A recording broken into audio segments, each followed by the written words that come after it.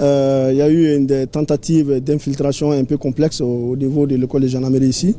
Et depuis le premier coup de feu, voilà, on a déployé les forces et à l'heure où je vous parle, depuis les premières heures, la situation est sous contrôle.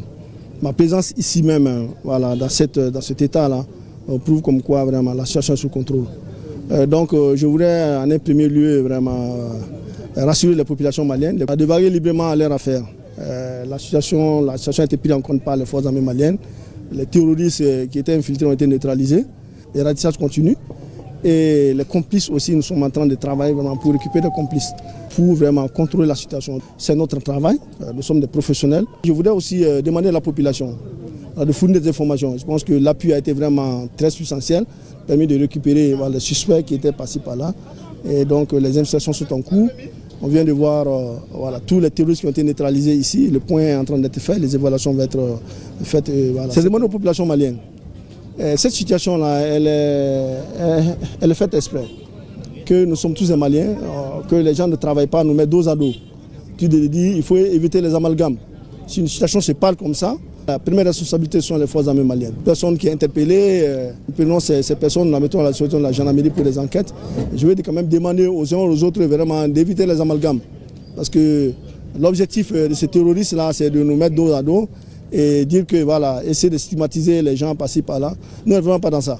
Et la menace a été circonscrite. Elle a été circonscrite au niveau de l'école de gendarmerie ici. Les ratissages continuent, les recherches continuent tout autour et puis voilà, dans d'autres coins. Nous allons continuer. Nous sommes des forces professionnelles.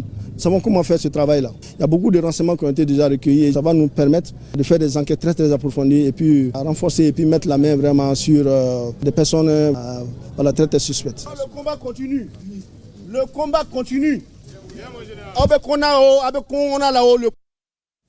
Toujours sur le même sujet, le ministre des Transports et des Infrastructures informe l'opinion que suite à l'attaque terroriste qui a visé les écoles de la gendarmerie nationale à Bamako, non loin de l'aéroport international président Modibo Keïta Sénou, l'accès à l'aéroport est temporairement restreint afin de prévenir tout risque. Le ministre invite les usagers au calme et assure que les dispositions sont en cours pour la levée des restrictions qui fera l'objet d'un communiqué ultérieur. Le ministre des Transports et des Infrastructures sait compter sur la bonne compréhension de toutes et de tous.